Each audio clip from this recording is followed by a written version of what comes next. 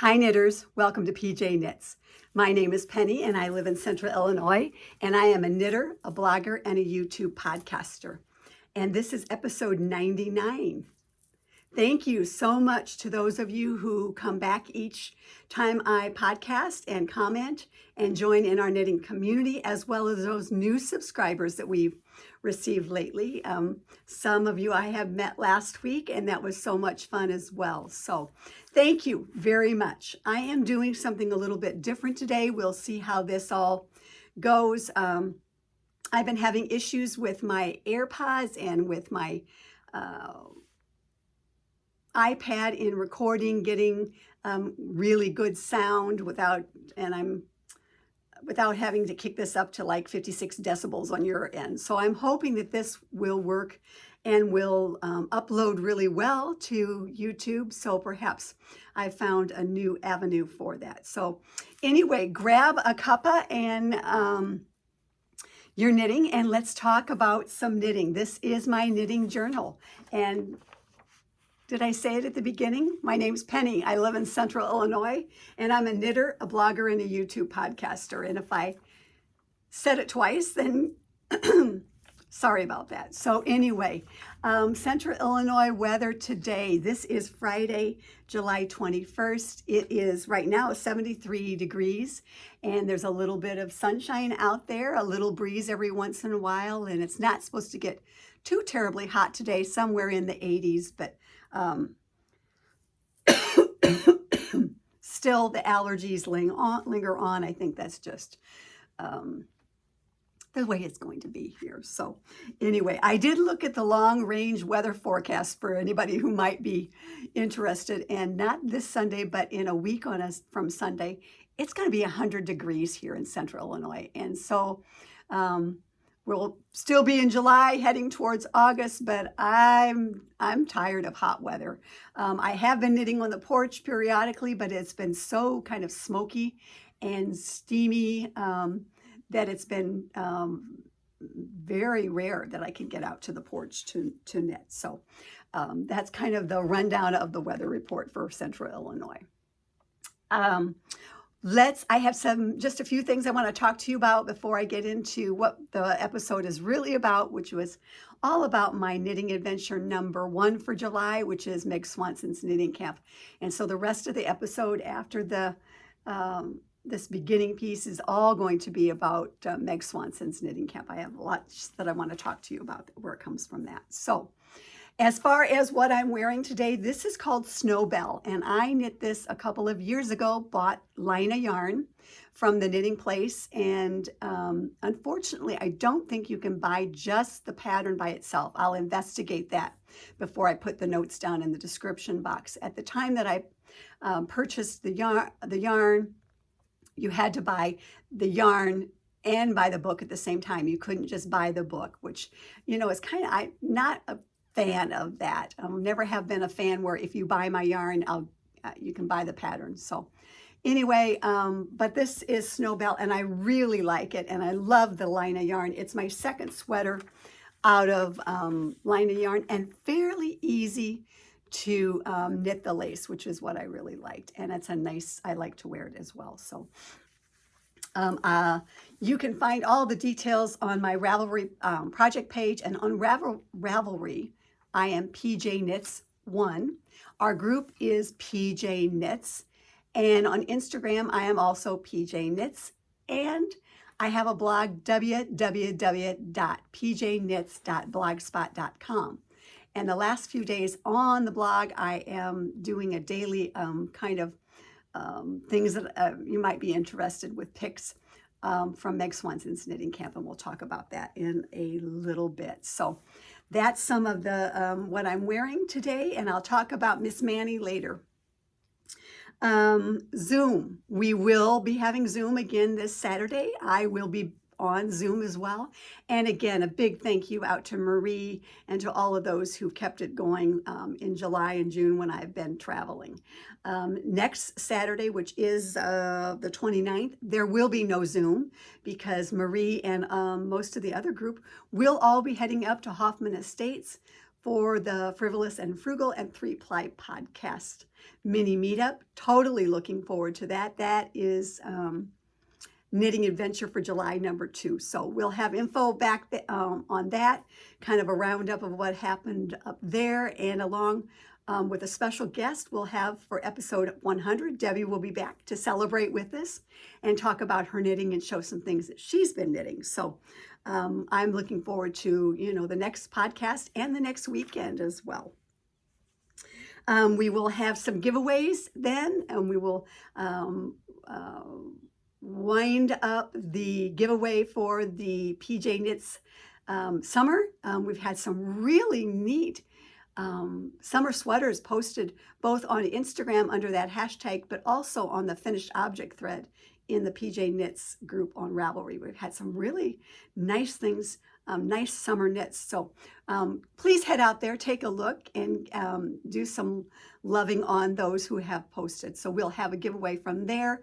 We will also have a mid-year giveaway for the Burra cowl.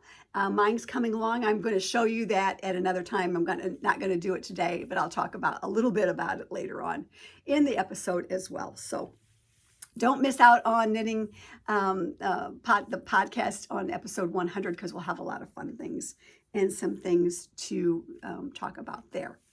As far as WIPs and things that I've been doing, just a real quick update on those. My first WIP, and this I anticipate will be my last summer sweater. And this is the Friday Tee by PetiteKnit.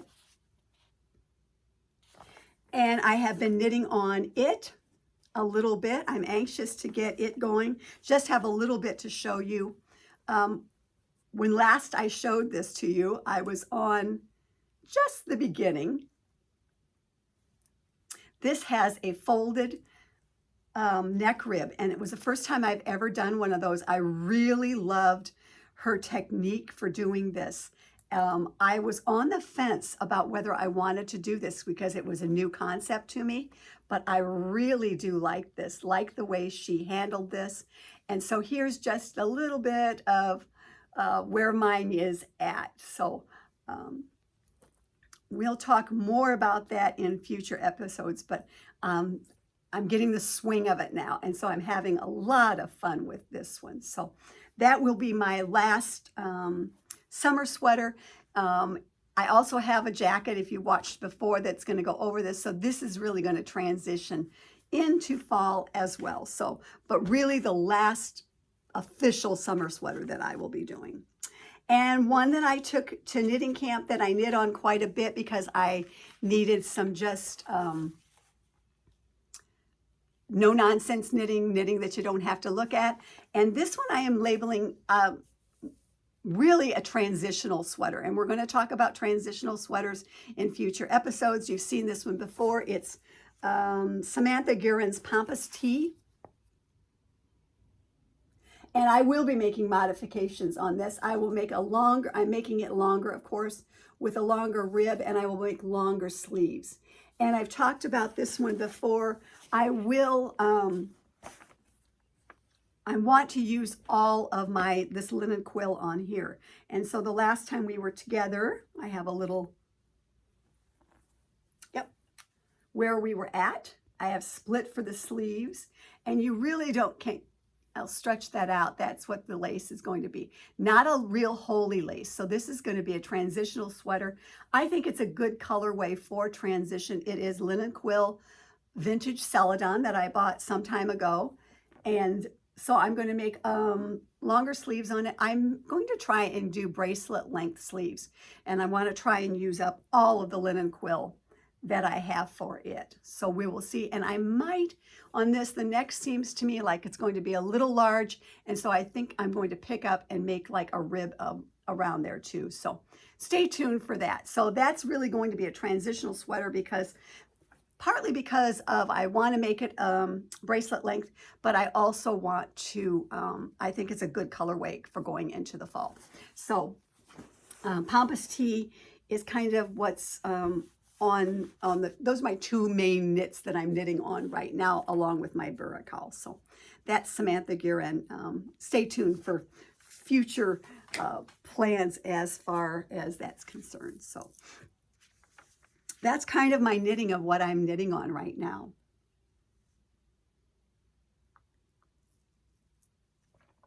So now I want to talk about, for the rest of the podcast, I want to talk about Meg Swansen's knitting camp. And so I want to say that, you know, it may not be for everybody, but I want to talk about it, and I want to talk about it in length.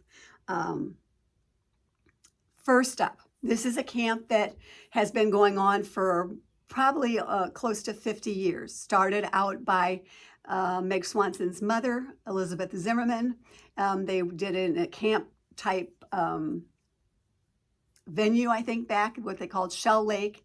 And Elizabeth Zimmerman hosted the camp. And once Elizabeth was no longer able to, Meg Swansen took over, her daughter, and has kept it going. Now, for me, I have attended 20 camps so far. 3 of those were during the pandemic, and they were virtual. So 17 actual live and in-person camps, all with Meg Swansen. And now we are in Marshfield, Wisconsin, at the Holiday Inn there, and a very nice venue for a knitting camp. I have to say right up front, if you have never attended, if you have thought about attending knitting camp, please, please do not wait. And the reason I say this is it's not always going to be there. As Meg put it, things happened. And she is 80 years old, but you would never, never know that she was 80 years old. So if you are thinking about going, I would definitely try and get in next year or the next couple of years, just because you are totally missing out on a fantastic weekend. So don't wait. And I have notes because I want to make sure that I cover everything that I think is really super important. There are 3 camps in July now. There is camp number 1/2 they've put together. And if it goes as it used to go. 1 and 2 is where Meg sits up in front of everybody and she instructs you on all things EZ Meg Swansen, on EPS, on increases, decreases. You delve into all the things, and she'll bring samples and show you. And so this is a good starting point for anybody who wants to attend camp or who's unsure of what it's all about, because you get full on, I do believe still, Meg Swansen. And it is full on. You learn so much and get a different perspective on knitting and other things. And so that's a good place to start. The next one is 2.75, and that is the one that I have been going to for many years. This is for people who have done the 1 and 2 and wanted to continue to go to the camp, but didn't need Meg to sit down there and specifically guide us through increases, decreases, EPS. You know, somewhat we've all had a little exposure to Elizabeth and Meg in those. And plus 2.75, this one, there was 60 people, and I want to say I knew a third of them in person because they had attended camps. And then the third one is off-timers, and those are people who are, again, much like 2.75, have been coming to this particular camp for a long time. And some are designers, but some of them have just found that area, that camp. And that camp is going on this weekend. So there's three weekends of camps. Registration starts in February and it comes via an email of when it's going to start. Now, there's a limited amount of time that you can register. There's no guarantee when you register that you're going to get into a camp. It's really by lottery. They draw names out of a hat, and that's who gets selected for each of the camp. And those who want to can still go on the wait list. And so we find out late February, first part of March, if we are in the camp. And then after that, we we're sent invoice via email, and we send part of our money in, or you can pay all of it, and then pay the other, a month or so later. I want to tell you that the fee includes this, and this is most important because I want to say, I live in Central Illinois and I drive 5.5 hours, right? And so I kind of figured out that with my tuition and everything, my gas, and not including things that I bought, but my meals, perhaps my evening meals, I spent about $1,600 this last weekend. And this included my meals at night when I go out, but it also includes your hotel room, which is Thursday through Sunday night.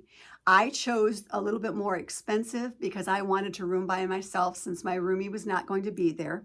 But it's a little bit less if you have somebody, or you don't, and you want somebody, if you have someone to room with, or you want to pick your roommate. And so it's a little bit less if you room, but I chose to not this time. It includes your Thursday night welcome dinner, and these are all hot meals that we get. It includes Friday through Monday morning, a hot breakfast, which is served buffet style, eggs, bacon, just depends. Sometimes there's bagels, but there's always eggs. There's always a hot breakfast. And the thing that I like that you can say up front if you have some particular foods that you cannot eat. So they do have some vegan options on each of the meals, as well as some things for a gluten-free person that could eat. So there is a Friday through Monday hot breakfast. Friday through Sunday, there's a mid-morning break, coffee, tea, maybe some cheese, maybe some fruit. And then there are Friday through Sunday, there are lunches included, and it's a hot lunch there as well. We had a burger bar, we've had a taco bar, and so they're all hot meals, and those are all things that are included. Along with that, we usually get a tote bag, a pen, paper, a pad of paper, some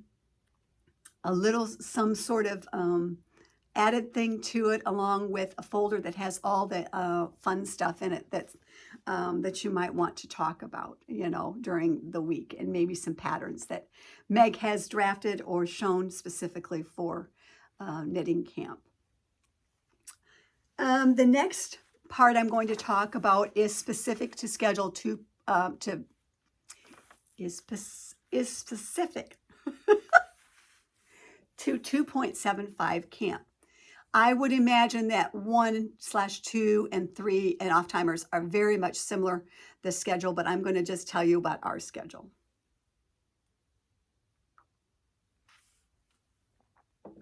Okay.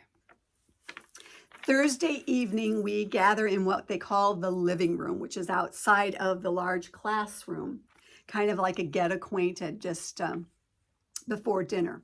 On Thursday night, then we have dinner with all of us together, kind of a get together, get to know you. There's announcements from Schoolhouse Press staff, introductions. Meg is usually there. And let me say, pre-dinner, be prepared for hugs from Meg, and name tags are required, and she will remember your name. I have to tell you again, and I can't say this enough, Meg is the most gracious person I've ever met. She is kind to everyone. She is just a super nice lady, and so very, very sweet. Also, be prepared to make new friends at knitting camp, because if you're all by yourself, those that are sitting at your table will welcome you, will get to know you, and you will create friendships from knitting camp. So just be prepared for that. Thursday night after dinner, we are ushered into the big classroom, which is U-shaped tables with 60 people around with all of our things there. There are monitors positioned around the room, and there is a video camera and a microphone. So whenever Meg or whomever is behind the desk is talking, they have the microphone in so that everybody can hear. And when she is working on something, showing you something in front of her, the video camera is zoomed down into it so everyone can see in positions around the room. So you never have to worry about not being able to see it. And if you don't get it the first time, she will be more than happy to show that to you again. So don't worry about that. And there's plenty of room in this U-shaped room. Now, again, if you go out to my blog, www.pjknits.blogspot.com, every day this last few days and maybe tomorrow, I have pictures that I have taken, photos of knitting camp showing you these certain pieces. And so you get a feel from there of what knitting camp is alike.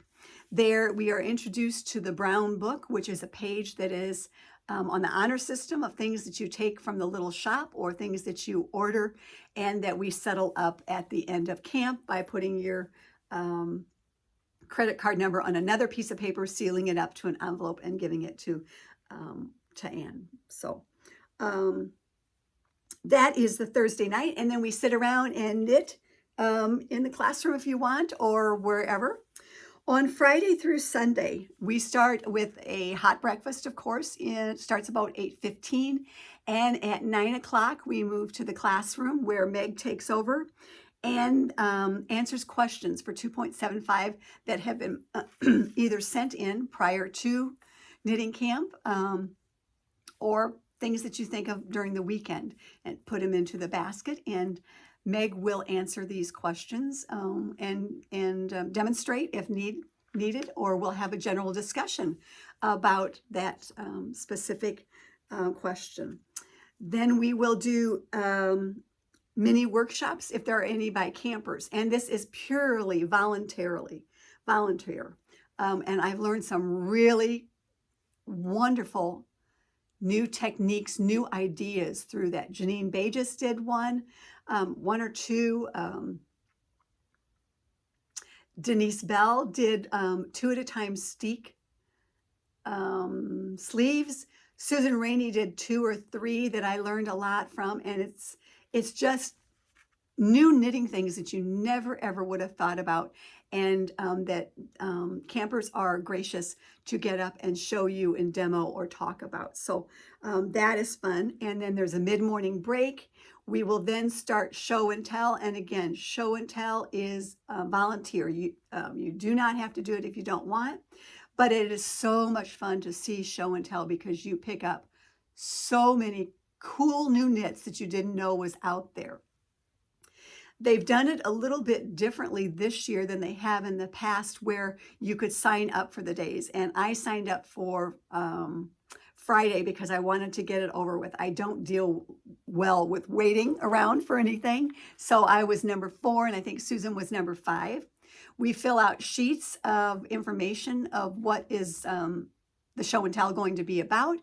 And Amy Dachin, she handles that, and she will read off the information, and then she will show it in front of the video cam so that we can write things down. And you take a little tour of the U shape and let everybody see it. The fun thing is if you get stopped by Meg Swansen to zhuzh you or look at a little bit in depth, it's so much fun to have that. So we do the show and tell, and that goes on into the afternoon after the hot lunch as well. And again, you will find so many wonderful new knits, things that, favorite patterns, new yarns. I've collected a few new favorites that I've added to my Ravelry queue. And so it's just a lot of fun. That's pretty much how each of the days go. We end about 3:15, and we sit around and knit in the classroom, go back to the room, do whatever. Dinners are on your own, but there is a lot of several restaurants within walking distance, and there are other restaurants that you can drive to in Marshfield as well. So, and usually if you're alone, you can say, hey, can we glam onto you for dinner, and everybody is so welcoming and bringing you back if you so that you don't have to go out and eat alone if that's an option. So so much fun. As far as that's concerned, there's a burger place across the road, Nuts Deep too, and we did that on Saturday. On Friday night, we went over to it's an old firehouse, I want to say. We did that, the Blue Heron, maybe, yeah. And then on Sunday, it's always our Culver's night, so we get in the car and drive down to Culver's. So we do dinner there, and so that was pretty much how each of the days went. Now in 2.75 on Saturday, we do, and I think probably the other groups do as well. We do camper vendors. That's where the people who are coming to camp, if they have something particular that they vend, they can get just a table, no charge, and bring their wares to sell. So we do that on the afternoon on Saturday, and there was some lovely bags that were sewn that were for purchase. Denise Bell from Lost City Knits brought some of her yarn, and then another young lady brought some crocheted and knitted doilies from her mother-in-law's collection and sold them so reasonable. So there's an opportunity to shop there as well. On Sunday, 2.75 always does a raffle to benefit either the Camp Scholarship. This year it was to benefit a local Wisconsin museum that was in honor of Easy and Meg, and then there was 3 others that the raffle benefited. And this was really things that people had brought in, maybe some books from their collection that somebody might be interested in, some yarns, things like that. Also, Greg's daughter does embroidered dish dolls. She's been doing these forever. She's as a young child, she was doing them, and she is now an adult. So that, those are a coveted raffle item, and we raised over $1,000 for the charities that we did for this. And that's a fun thing on Sunday. Along with Sunday afternoon, it's a long day on Sunday for us. We do a camp contest, and last year's 4 years ago, the theme was green, and there were so many, maybe, I'm not sure how many, 12 or 15 contest entries this year. And the winning one was a shadow knitting by Jane. And if you've seen my Instagram under pjknits, you saw what her Mona Lisa looked like. And if you look next couple of days, I have a picture of her winning contest entry, which was a map of the world that had the world apart, Knitters Unite on it. It was just another fantastic one. Lyndon Lutz did green garbage bags and a little dog.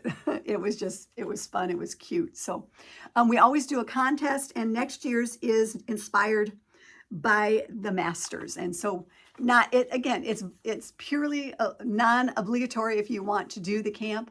Top 5 vote getters get a prize. Used to be everybody, and then we've limited it now to number 5. So that was super, super fun. Check out on Instagram, hashtag Meg Swansen's Knitting Camp, and also my blog for there are others who have on Instagram who have posted about knitting camp. So please check those things out and get some more information on there. I'm just going to talk a little bit about show and tell again. What can I say? Wow. Wow. One of the fun things that I saw that I think is super cool, I'm just going to share with you, is Janine Bajus, also known as the Feral Knitter, had what she called Peru shawl, not a new pattern. The pattern's been out since 2021, but to see it in person and hear Janine talk about it had me going out there and definitely buying it. And she created this when she was doing a tour of Peru. And this is one of those shawls, again, that is super chic for the classroom at knitting camp is cold. So you have to be prepared with sweaters and shawls, most definitely, while you're there. And this one she had on quite a bit and kept her warm. She said it was great for on airplanes as well. It's Peru shawl and some yarn that she picked up in Peru. So again, this was just one of the many, many new knits that I discovered while at knitting camp. I also want to say there is a book by Janine Bajus that she did several years ago on color work and finding colors for your Fair Isle sweaters inspiration. Now, she did tell us at knitting camp that she is not going to reprint this book. So if you are at all interested in that, I think she had like 300 copies. You'll want to go out there and get it sooner rather than later. And this is not one that is sold on Amazon, as I believe. So you can get it from her knitting website, and I will do all of that in the show notes in the coming days. We also had a special guest this year, and it was Janette Budge, Budge, from Shetland, and she is traveling the United States the last few weeks and next few weeks, and she was with us for a day-ish and did a demonstration of the knitting belt, which is very well used in the Shetlands. And so she demonstrated that and just talked a little bit about her knitting background and that. So that was super, super fun. And you can find her on Instagram as well under Janette Budge. Again, I will link that below. I would suggest if you're going to knitting camp, like me, I took Pampas tea and it was just all stockinette, that you take a mindless project, because you want to be able to pop it down and write notes as quick as you can and take photos. I'm not sure I understand. And take photos. Of course she wouldn't understand. She's not a knitter, right? Anyway, so take a fairly mindless project as well. On Monday morning, there is a farewell breakfast. I did not attend this time because, like I said, I'm about a 5.5-hour drive. I'm an early riser, and I don't like goodbyes, right? I like hellos, but I don't like goodbyes. So I took off about 5 o'clock in the morning, and at my estimation, I was almost home when most of them were just finishing breakfast. So I did not attend the farewell breakfast. So if you were at knitting camp, sorry I didn't say goodbye, but I don't do goodbyes well. Anyway. So you can, like I said, from Central Illinois, it's about 5.5 hours, 6 hours. If you're flying in, I do believe you have to fly in to Minneapolis, St. Paul, maybe, and then rent a car, or maybe there's a shuttle as well that takes you to one airport, and then you catch the airport nearby, maybe from Wausau, which is just north, and catch that Wausau, and then Wausau to the cities or wherever you're going. So you can fly. I always drive. I love driving, as I've told you before, because I can take whatever I want. And I did. I took a lot of sweaters. I took long sleeve sweaters. You don't look funny with long sleeve sweaters because, again, the classroom is cold and it cannot be, they do not change that for you. There is on Thursday, on the way up, I was there early, and I go to a place called Weber's Farm. It's just a little ways out in the country, where they have freshly made cheese curds and cheese, and a lot of the nearby people who live there go to get their milk. There was a line for ice cream that they do. They've enlarged their store since we first came. There's lots of cheese and sausage and just little sundry items that are all kind of geared. And it's a working farm. So I got my cheese curds that are my little snack that I put in my refrigerator in the room. The room has a microwave, a refrigerator, and a Keurig. So I took some of my own Keurigs. Across the street, the nice thing is there is a grocery store. So should you need to stock up on some healthy snacks or coffee or creamer, it's just a walk across the street. So that's super cool. And I did find the Starbucks. It's on the other side of town, but I found it. I had a little extra time when I got there. So I could find the Starbucks, had a coffee. I got to the hotel about 2:15, and I the check-in's not till 3, but only had to wait about 15 minutes, and they had my room cleaned, and I was moving in. And so it's a 3-story hotel. If you have issues with going long distances, you can make that known on your registration. Again, like I said, you can tell on the registration if you have issues with food, or if you have to be in a certain space in the classroom, close to a restroom, or don't have to walk very far to find your space. So they're very, very accommodating there, and will all around. The hotel has new staffing, and they were super. They serve us coffee and water and just a super staff. Interesting enough, because of the low amount of people staffing there is they do not vacuum or make your bed. You have to make it yourself. They will restock your towels and take out your garbage, but it's minimal stuff, which is fine. I don't need somebody making my bed. I'm quite adept at that, and so I can do that myself. So Schoolhouse Press, that's really the company that is a family-owned company.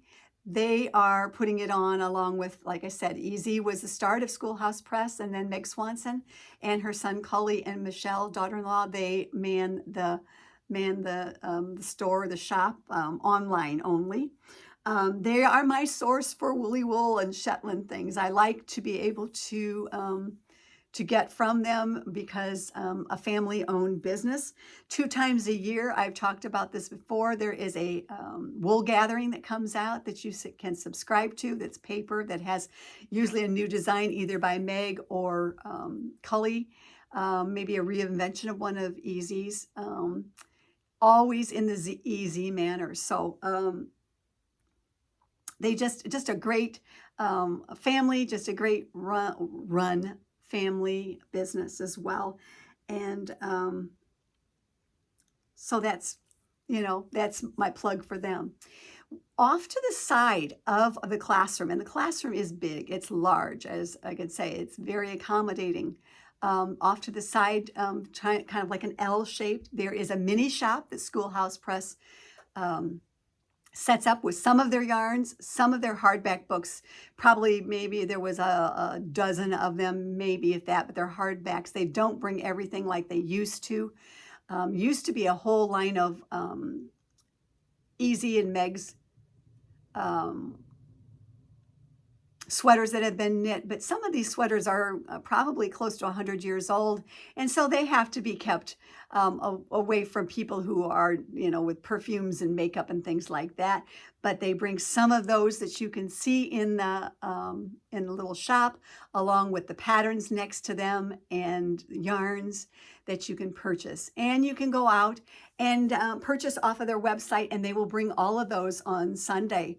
Then they make several trips from their warehouse, so there's an opportunity to get your hands on those hard on those things before you go, or they will ship them to you with I think no cost on shipping if they're not available. So like I said, it's a brown book orders, things that you take off there, you put on the sheet, and then you're charged for them at the end of camp. Again, this is in Marshfield, Wisconsin. It's about I don't know if it's maybe a half hour, 45 minutes east of Stevens Point. Very easy to get to, not a difficult drive, and it's Marshfield, Wisconsin. And they, years ago when I told a friend of mine about that, she says, "Oh, I know that." She was a nurse, and she's like, "Yeah, I know that." And they have a really good clinic system up there, so there's great health care as well. And the town is a cute town, and it's growing as well. So last up, these are I want to talk to you about what was sitting at the table. As I said before, every year we get knitting camp, we get a tote, and this is this year's tote. And then there is always a folder for you to put your information in, your brown book page, and usually a collection of some sort that Meg has done for knitting camp.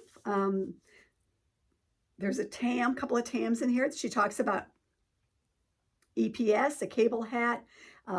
There's a mini rib warmer, some 2-color hats to explore color work with, and just some really nifty little things. So those are always in there. And then we tuck any other handout in there as well. Like I said, there's always a tablet and a pen, so you don't have to worry about not having something. And this year, we all received a knitter's journal, and I have a couple of these, and to put things in for maybe future years, right? One of the things that some years ago, I have a knitter's journal, and each year after I go to knitting camp, I come home and I will fill in all my knitting notes from my tablet and maybe put them a little bit more in depth. And I do this pretty quick, so I don't forget things and go through things. I put in here specific show and tells that I loved, who it was on, because in our folder there is everybody's name and their email address if they chose to share it. So if I have information that I might need, I can go back with that. We talked about how to take care of MOTHSs. Like I said, there was a lot of information. Modifications of the 3-needle bind off was in here. There was show and tell from Rosemary, who came all the way from London. It had a wonderful painting honeycomb shawl that she used mohair with and different colors. Susan showed an updated way to do a sleeve piecing. Just a wealth of information. And I also put in here what I wore so I would remember, and what my show and tell was as well, so that for the future I wouldn't duplicate the show and tell. So that's how I'm using one of my knitting journals from way back when. And then Kathy Guerra allowed each of us to pull a merit badge from a box that goes with us. And so this is from Kathy, and it's Purl Scouts. It's from Add Knits, and mine says Road Trip Knitter. So that was super fun. And as I said, after I got home, I purchased a couple of patterns that were shown, and I put some more in my queue because there's going to be some more knitting as that. One of the books that I also got is Norwegian Knitting Designs 90 Years Later, and I wanted to share this book with you because if you're interested in it, it's on back order at Schoolhouse Press right now, so you'd want to go out and put your name in there. But this is a book put out by Trafalgar Square, and Meg told us that they are no longer going to be printing their knitting books, which is sad because this is a great company for knitting books as well. So I have purchased this book. And looking forward to it. Again, there are some instructions in here, but then they're also talking about some sweaters. And you know how I love those Norwegian things, all things Norwegian, right? And the highlight of it is in the back, they've reprinted the original little booklet. So that's super, super cool, and has some charts in it as well. In there.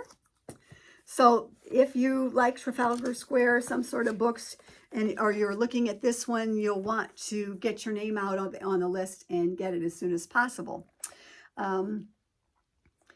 It's and I don't know how to pronounce her name, so it's Annichin Sibern Bond, timeless and beloved Norwegian knitting patterns, first published in 1929 and then in English in 52, has been a guiding light and a source of inspiration for knitters around the world for decades. Now working from Bond's original set of charts, talented knit designer Wench Wald has created brilliant, vividly rejuvenated patterns for everything from wrist warmers to sweaters, mittens to baby blankets for children and adults. Dive in and explore as what's old is made new again in a stunning pattern compendium no knitter should be without. So anyway, I wanted to share. That's my only purchase that I purchased while I was away. And all because of knitting camp. So I hope that you have enjoyed this little recap of Knitting Adventure number 1, Meg Swansen's knitting camp. If you are at all interested, please get on their mailing list and watch for it next year. You do not want to miss this one. And for the money, it's a lot of bang for my buck. And it's something that I am going to continue to go to as long as I can, even though it kind of falls with grandchildren's birthdays, 2 of them. And I'm so happy that my daughter-in-laws work around that schedule, because at some point in time I won't be able to go, because I know that they won't be doing it anymore at some point in time. But I am thankful for Meg and her Schoolhouse Press staff that put it on every year, because I know it can be tiring after the 3rd time and everything. So it's a fun time. I have met so many people over the course of my knitting camp that I keep in touch with, and I fondly remember them as friends. I've met a new friend this year, and keeping tabs on her on Instagram, so, and others as well. I just can't tell you how enriching the weekend is, and how it pushes my knitting. And when I come away from that, it says you need to be better and do more. Yeah, for sure. And I'm going to try that for the next year. My friend Linda, who was unable to go with me this year, says July knitting camp, after knitting camp, it's really the start of her knitting year and knitting new year. And I believe so as well. It's like, wow, it's like there's so many things I want to do in my knitting going forward. And so I'm going to kind of, again, it's time to encompass them. One final thing I just want to share with you. This particular shawl is called the Pie Shawl, and this is originally done, created by EZ. And it's a huge circular shawl. This particular one I did not knit. This shawl was knit by my friend Shar, who passed away some years ago, and this was one of the things that her children allowed me to have from her knits. And this is very fine yarn that she has used on it, and so this is just super, super cool, and a heirloom for sure, and one that I treasure as well. So it is Elizabeth Zimmerman's Pie Shawl. And so if you want, just check that one out. This is totally a fun knit and an heirloom. So I wanted to share that with you for sure, and just give a nod to that, and so much. So anyway, I am going to conclude this podcast again. Thanks so much for tuning in. I just want to say this quote is from Elizabeth Zimmerman. Knit on with confidence and hope through all crises. Thanks for joining me. I'll see you for episode 100. Bye.